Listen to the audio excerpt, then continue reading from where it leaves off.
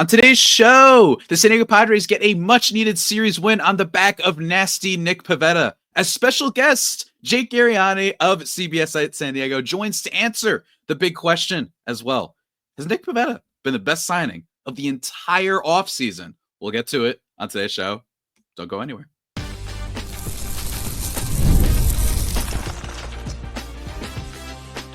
You are Locked On Padres, your daily San Diego Padres podcast. Part of the Locked On Podcast Network, your team every day. Greetings, ladies and gentlemen, and welcome to another edition of the Locked On Padres podcast, part of Locked On Podcast Network, your team every day for Thursday, June 26th. As always, I'm your host with sometimes the most, Javier Reyes, and I've been covering the team for almost 6 years now for not just this podcast, but also various other outlets, including justbaseball.com, chief among them. And today's show is very special because let me tell you, it's not just me who you can follow on Twitter/X and Blue Sky at Javipeno, Javiipeno, but also my man. It's been a while, Jake Garegnani, sports anchor for CBS 8 San Diego in the house. He's here. He's got the Musgrove jersey. He's got the panda looking thing in the background too. Jake, how you doing, man? I'm fantastic. There's a great story behind that. One day I'll tell you about it. Awesome. But Javi, you are the host with the most by 1,000%, my friend. I'm honored to be joining you and talking what everybody in this city I live in loves to talk about, and that would be the San Diego Padres, who have a grip hold on this town. Man, people live and die with the brown and gold out here. I bet they do, because I did visit recently and I can tell everywhere you go, it's just Padres stuff everywhere. Today's show, guys, we're going to be talking about the Padres in general, but we're, of course, doing the recap. I know it's been a little bit late upload today. My apologies. We're going to be talking about yesterday's very thrilling, exciting 1-0 victory by the Padres, and then get into some more general things. Like I mentioned before, is Nick Pivetta the best acquisition of the offseason? I think it's time to start asking that and asking whether or not the Padres can go on a run. But before we get into that, I just want to introduce Jake, because he's a good lad. He first reached out to me, I'm going to say late 2020, was it?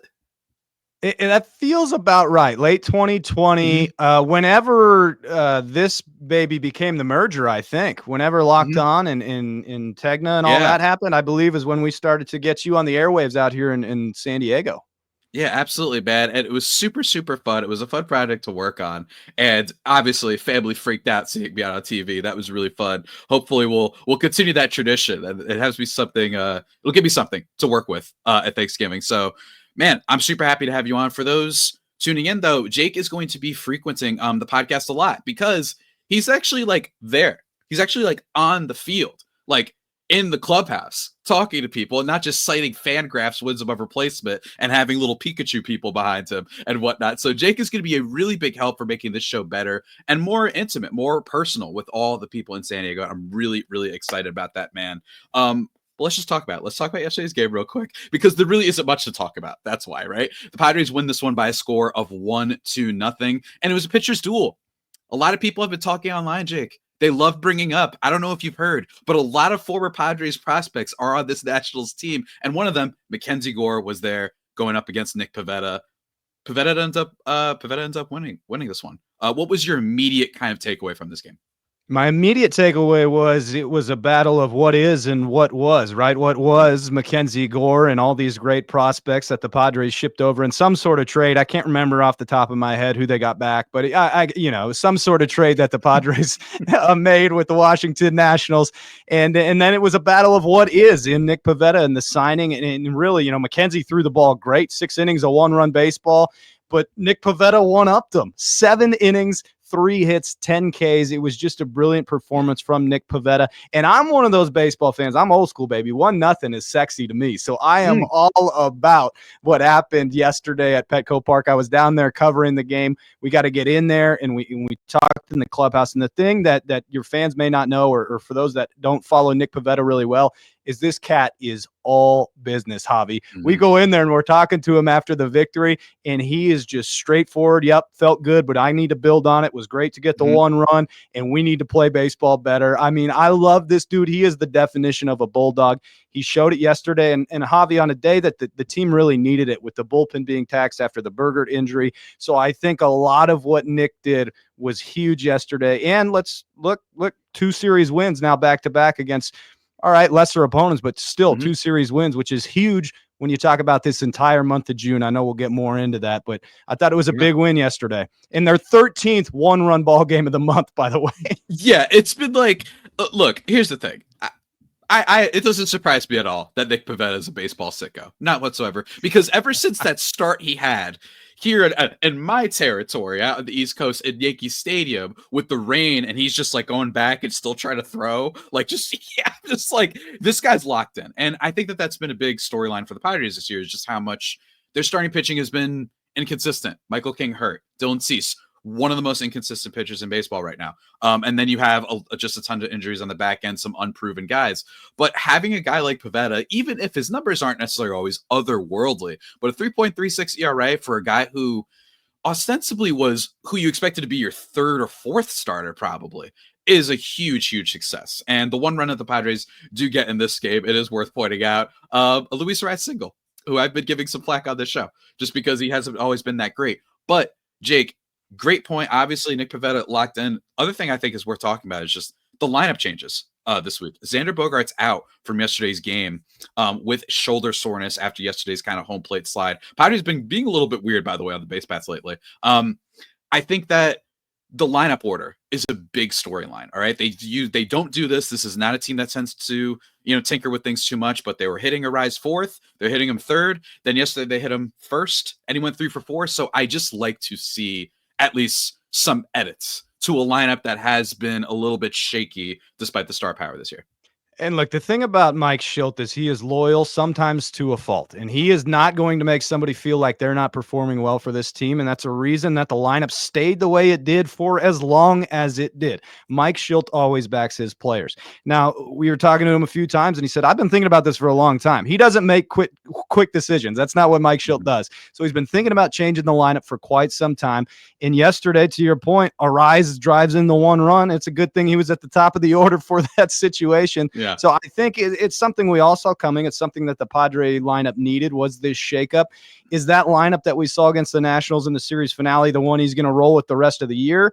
I doubt it. It was kind of an interesting lineup, but I don't know. I'm not against him shaking it up. I think the Padres last year did a lot of their damage when Luis Arraez was the leadoff hitter.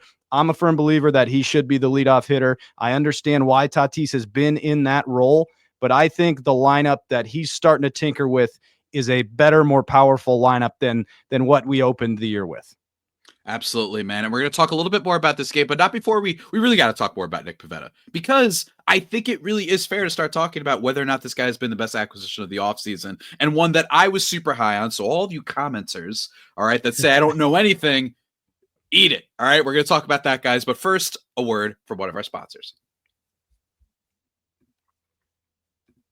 And that sponsor is a very, very good one, because if you need the supplies of the skilled trades, plumbing, HVAC, electrical work, well, let me tell you, Supply House is the place to go. Their easy-to-use website is packed with helpful resources and the latest product info to help you get the job done right. Plus, with a complete inventory of over 200,000 parts from 400 plus top brands, you'll find exactly what you need delivered fast from coast to coast. And if you need help with an order, don't worry. They got you. They offer expert support and industry-leading service, so you'll always talk to a real person. Don't worry, it's no robocall or anything like that. And for trade pros looking for an extra edge, their free TradeMaster program offers exclusive perks like a dedicated phone line, free shipping, and discounts on every order. Thousands, I cannot emphasize that enough, thousands of skilled professionals are already taking advantage. Now it's your turn. Join the TradeMaster program today at supplyhouse.com/TM and start ordering plumbing, HVAC, and electrical supplies with just a few clicks. Plus, yeah, we're not done yet. Use promo code SH5 for 5% off your first order. That's supplyhouse.com. Go on and check that thing out.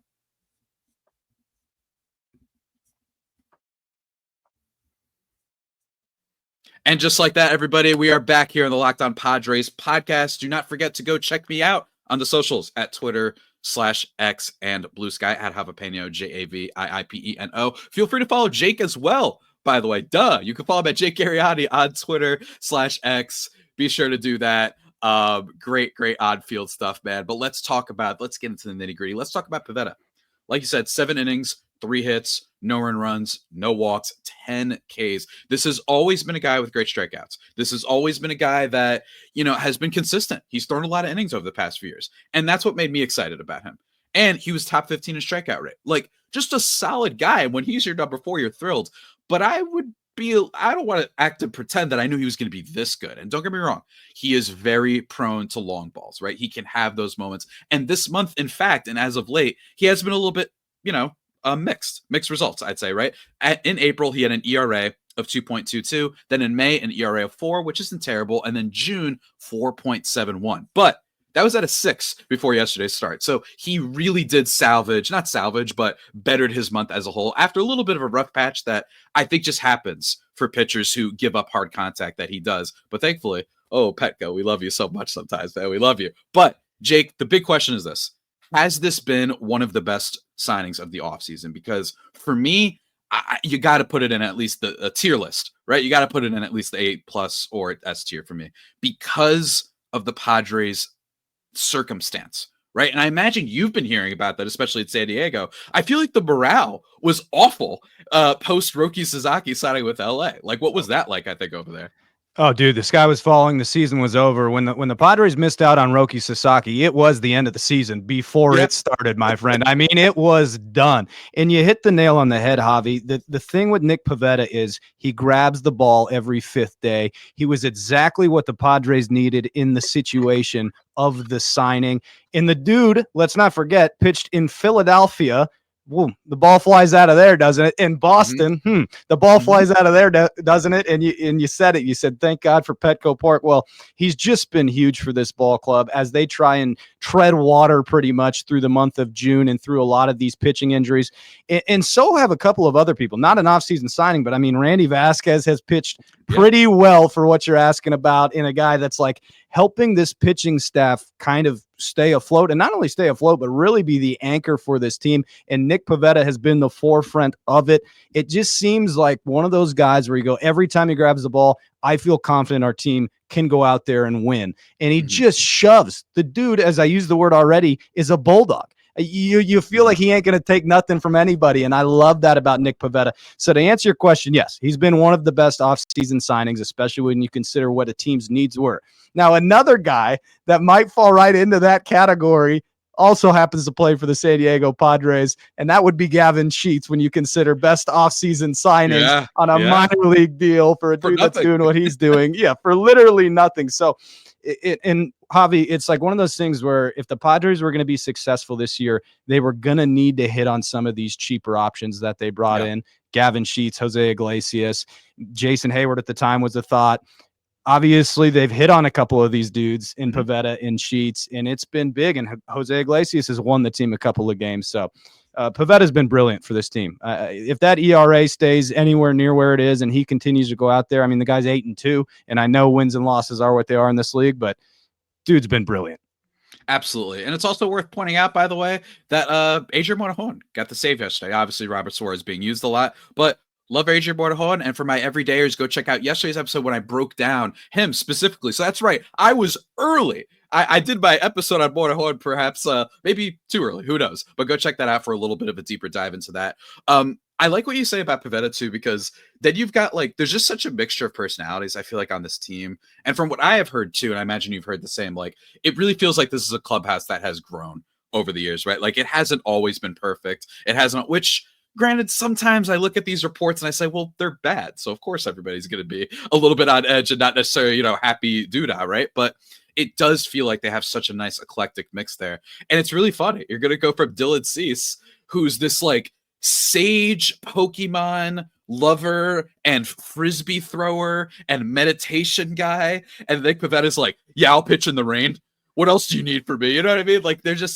I love that about baseball, is that whatever your build is, whatever your character is, whatever your personality type is, they're on the same team, right? And it's just so much fun. I think that it's just been an awesome signing for this team, because more than just the numbers, they needed this to work. If Dylan Cease, considering that we know he's been really shaky this year, then you have the Michael King injury, you have Yu Darvish's injury, and then you didn't get Roki Sasaki, and you lost Joe Musgrove for the year. We're looking at a team that has Dylan Cease with his near 5 ERA, right? And then Randy Vasquez, Ryan Bergert, and what was the last one? And Steven Kolek, the Kolek Kingdom. No disrespect. We love Kolek. But like, that's not a rotation where you're like, oh yeah, man, like we're going to the playoffs. It makes things scary. Things change a lot, right? And that's not one that you're confident can win you playoff games too. I mean, that's a little bit, not to jump on our next segment or anything like that. But yeah, I just think that's because of the Padres circumstances, right? There are other signings that I'll get to in 1 second. Max Fried, where I'm like, yeah, but they got a lot over there at Yankee Stadium, man. You know what I mean? Like, I don't think it would have killed them if he just was okay. You know what I'm saying? Yeah, absolutely. And really, to get back to your first point real quick, is like it's something manager Mike Shildt does so well, is like he knows how to cultivate all those different personalities. Yeah. And so did you see, I interviewed Dylan Cease on television, and he talked like 5 minutes about Pokemon, maybe the greatest thing. I was thinking about you the whole time. Yeah. But it is funny when you talk about something that Shildt talks about a lot. It's the Padres win on the margins, and those margins have been like the Bergerts and the Randy Vasquez is doing. He's doing. And if you think about where this team would be without Nick Pivetta, let's also not forget Matt Waldron was a huge piece last year. We haven't seen him yet this year, hopefully soon. But like Nick Pivetta is arguably one of the best signings in the offseason right now because of exactly what you mentioned, where what the Padres needed and what they've gone through to this point. For him to be the anchor of this staff and to be able to hold on and to be able to pitch the way he has been unbelievable. And you just feel like when the offense was going through their struggles, it was the pitching staff and the bullpen that was holding them together there for the most part, right? And Nick Pivetta was the main dude in that. Absolutely. And I think that they're going to need it, right? Because this is a team that still has some questions, right? Will Gavin Sheets continue it? Which is a fair question. I think he continue it to an extent. Is Xander Bogaerts going to figure out? He's been looking a little better lately, but okay.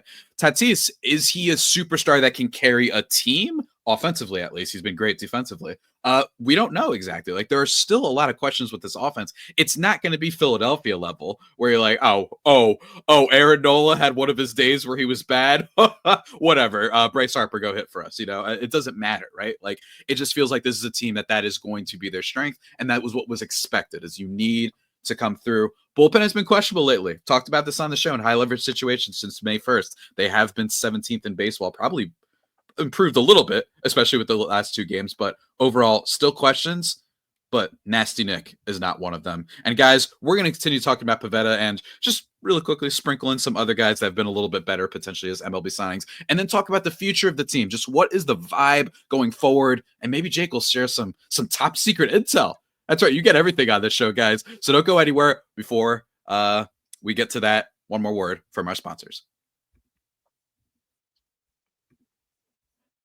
And that sponsor is our friends over at the Duelist Kingdom of Fans. Summer sports are in full swing, and whether you're all about baseball under the lights, golf on the green, or high-stakes soccer action, or basketball action, whatever it is, FanDuel is the best way to make every game even more exciting. You're already following the action, so why not make it a little more thrilling?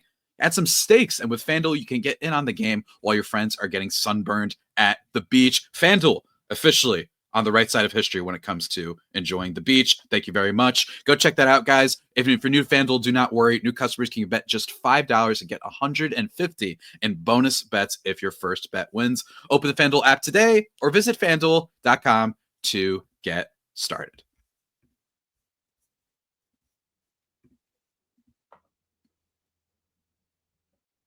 And just like that, folks, we are back here on the Locked On Padres podcast, the final segment. Return of the Padres, dare I say, the last part of the trilogy. I'm being joined, of course, by Jake Garegnani of CBS 8 Sports San Diego. Go check out all of his work on Twitter/X at Jake Garegnani, wherever. And just watch the TV, duh.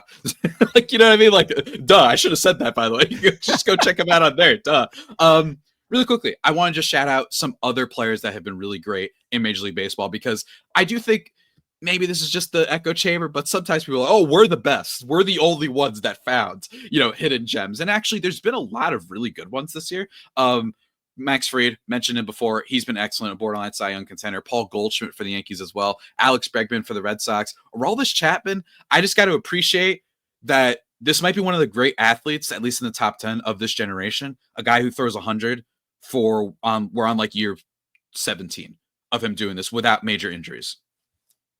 Like, He's also genuinely been good, but just as an athletic achievement, insane to watch. And also Matthew Boyd, really good for the Chicago Cubs this year, has kind of made up for the fact that they lost Justin Steele and will be a team that the Padres probably have to compete against for those playoff spots. Although I think they're just going to win the division, but still definitely a team to look out for. Jake, man, what is kind of, from what you've gathered, like on field, what is kind of the vibe for this team? Because we are about a month out from the All-Star break and the trade deadline, and they haven't played well in June, right? Like they got killed by the Dodgers. I know that Sparks flew and it was fun to talk about, but we got killed, right? They got beat by the D-backs really badly, and then they got beat by the Dodgers even before that. So it has not been a good stretch for the Padres beating great teams and looking like a surefire playoff team. What do you think has been the vibe for the team overall, and where do you see them going forward? Honestly, it feels like a team that was exhausted through an exhausting month, and they feel like they can see the light at the end of the tunnel of what was just a gauntlet. I mean, it doesn't go without saying that I think a lot of people in Padre land thought if the Friars can just tread water through June, which was 26 games in 27 days, against a bunch of really good teams, they would be all right. And when you look back in the 24 games they've played in June, they're 12-12, Javi. In the 26 out of 27 games that they had to play in that stretch, they went 13-13. That to me is the definition of treading water, right? Like you stayed above it. You fought through a lot of injuries through a lot of that. I think we were interviewing Manny Machado after the series finale, and he just goes, I'm exhausted. Literally, he goes, I'm exhausted. I'm glad we're through it. And now we can start to look at playing a little bit of better baseball. And I think while people were concerned with how June went, you should almost be excited because they did what we talked about, played about 500 baseball, not even about exactly 500 baseball. And now that light is there where you go, oh, the Padres could really get a little bit more healthy. They could really start playing a little bit lesser opponents, and they could really start putting some things together. And oh, mind you, there's a trade deadline coming up, and they have a psychotic, awesome general manager that loves to make moves, and I guarantee will improve this ball club. So to me, being around the team, it feels like it was like, all right, we really battled through, and now we can kind of get to where we want to go. And you look at the second half, they had a season to go. You look at the additions they possibly can make both by health and by the deadline. To me, it's an exciting time to be a fan of the Friar. Yeah, and look, I love that you brought the trade deadline because the Padres are the first team in my life where the dumb, fake mock trades that people will put out online, you get a bunch of reports. They are the first team in my life where literally you actually have to pay attention. You know what I mean? You actually have to look at each of those suggestions and be like, yeah, they're interested in Jarren Duran. Any other team that's reported, a guy who has years of control, who was a 6.5 win player last year for the Red Sox, right? All the control. He's a star player. Yeah, I could see the Padres doing it, right? Like when the Juan Soto stuff came out. Yeah, it made sense. You have to take every single thing with the Padres seriously. And I don't know exactly what they're going to do. But for me, I just think that this is a team that you just can't count it out. It's too much of a gauntlet. And while there are some troubling developments, right? Xander Bogaerts not playing well. The fact that unlike last year, they don't have as many diamond in the rough finds, right? You had Profar, you had Higgy, and you had Donovan Solano, right? But you've got Gavin Sheets. He's doing all right, right? So can this team do enough? What level are they going to go to at this trade deadline? Is Preller just going to go scorched earth? He might trade everybody. Might be like, I'm getting Luis Robert Andrew and Jarren Duran. I don't even know where to put them. I don't care. I'll just find some dude. I'll spy on him with what are they called? Binoculars from across the stadium or whatever, and then get kicked out of the stadium. Real story on Jackson Burrow, by the way. Go look it up. It's hilarious. And yeah, I mean, we love AJ Preller on this show. Old host of Locked On A's, old friend of mine, Jason Burke, says that Nightcrawler. Have you ever seen that movie with Jake Gyllenhaal? Oh yeah, baby. I'm a journalist. Yeah. I know. I was about to say, you got to see that one. And he was like, yeah, Jake should play AJ Preller in the movie. I'm like, yeah, man, absolutely. I think that this is just the team. It's just, you cannot write off anything. You can't write off anything. And in some ways bad, right? I could see things going really, really poorly. 2021, they were awesome, right?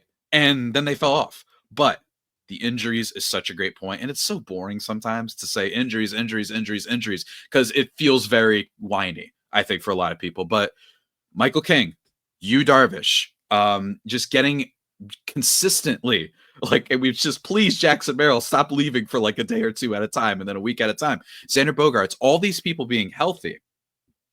I just think changes the game. And all you need to do is get one of those wild card spots, and we've seen what could happen. Well, and that's the huge thing. Look, baseball, funny enough, is 162 games, is not meant to be consumed on a daily basis with living and dying with a team. I do it. We all do it. That's the beauty of being a fan. You do live and die with the team. But it's so cliche. It's a long season. It's a roller coaster. There's lots of ups and downs. To be able to consume it at the level we do on a daily basis, going, this is the end of the season, this is the beginning, it's all over. It's not so true to the reality of the sport. And I just think, as I mentioned, the Padres are probably in a better spot than a lot of people thought. If Javi, at the beginning of the year, if you said they're 5.5 games behind the Dodgers for the lead in the National League West, the Dodgers are tied for the best record in all of baseball, and this team's not really healthy and not playing their best, give me a fan that wouldn't have signed up for that right away. This was a team that was going to be 30 games behind the Dodgers by the month of May. And all of a sudden, they're still right there in this race. They're still in a place where they're probably going to get a lot better, however you want to picture it. And I just think that this is the right thing that the Padres are doing is it's like, look, we're playing consistently decent baseball. Yes, we go through some pretty gnarly slumps offensively. Every team does. This is just the one we happen to notice because we're the fans of it, right? And so I think the Padres are in a good spot right now. And I think if you ask fans at the beginning of the year, they would have signed up for a situation like this. And it to me, it's a team that's still like, we're nowhere near the best we can be. There is a tweet out there that's like baseball fans literally watch baseball games every day all year and they're miserable the entire time. It is the most true thing about baseball ever. And I will end the show with this. To compare to last year, which I think everyone will agree is probably the best team in this era of Padres Preller baseball, right? Last year, around this time, the Padres were 44-41, right? And they were coming off of a series win. They were 41-41 after Sunday, the previous Sunday, June 22nd. And then they started winning some games. And then there was a point last year on July 19th, right, in which they were getting their butts kicked by Cleveland, of all places. That was mean. No, I didn't mean to be mean to Cleveland. But they were 50-50 by the middle of July. And we're only getting to July. So what I'm basically trying to say is everything can completely shift in a matter of seconds. And Jake's on the money. Got to take it a day at a time. Got to wait and got to be patient. Because I got 4,500 comments about how Xander Bogaerts needs to be sent to the moon. And everyone's like, oh, he's kicking up now. You know, like it's just too different. That's why you have to be measured. You have to wait. And yes, don't get me wrong. AJ Preller likes to be aggressive, but it's him. It's the team. It's the stars. It's the city. It's the vibe. It's the manager. You can't make any giant proclamations about this team. You just can't. You just can't. And folks, I just realized we're running out of time. So everybody remember to go check me out on Twitter/X at Javipeno, JAVIIPENO. This is the first episode with Mr. Jake Garegnani of CBS 8 Sports San Diego. We're going to get more and more times he's going to be on this show. We're going to develop that chemistry as everybody likes and we've been talking on this show about, right? That's going to be a lot of fun. Going to have him on potentially in the coming weeks, as well as other CBS 8 anchors. It's going to be a lot of fun. Like I said, I wasn't kidding, folks, about the overhaul of the show. But Jake, any final words you want to share for the people? I'm just happy I get my first episode with you after a nasty Nikki P outing, 10 punchies and me getting to jump on right after. That's a heck of a spot. And Javi, always appreciate you, man. I mean, I don't want to speak for us, but the chemistry's already there, baby. I can feel the sparks through the screen. East to West Coast, man. I got love out there for Javipeno. So we're set, dude. I'm looking forward to where this is headed. Absolutely, man. Who said long distance relationships couldn't work? We'll see you next time for tomorrow's show, where I'm going to be previewing with the host of Locked On Reds the series against, well, the Reds. So stay tuned to that. Until that next time, stay safe. And of course, stay faithful. My Fire Faithful homies. Take care.